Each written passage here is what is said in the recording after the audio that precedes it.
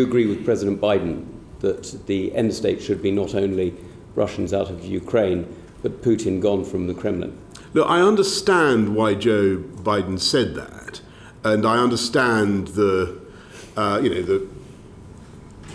are frustrations that people feel about Putin, and to desire a change of government in itself is not an ignoble thing. I think there are probably plenty of people around this horseshoe, Pete perhaps, who would like to change in this government. That's the objective of a lot of democratic politics. But let's be absolutely clear, it's not the objective of the UK government. And it's very, very important that everybody gets this. We are simply setting out to help to protect the people of Ukraine and to protect them against absolutely barbaric and unreasonable violence. That's what we're doing. Thank you. It's good to see you. Has President Macron been speaking to Putin for too long? I think the question of negotiation with Vladimir Putin, of the value of those negotiations, is an open one. My own view is that Putin is plainly not to be trusted.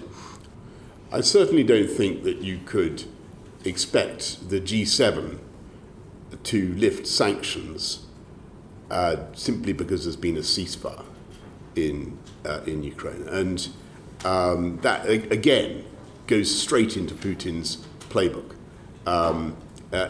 In my view, we should continue to intensify sanctions with a rolling program until every single one of his troops is out of Ukraine. The Ukrainian government itself has asked for example, armoured Land Rovers assistance in, if you like, white helmets type units within Ukraine. Is that something that you're already looking at?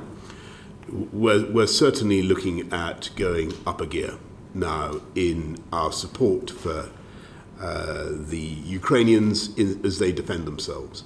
Would APCs be useful for them? You mentioned armoured Land Rovers.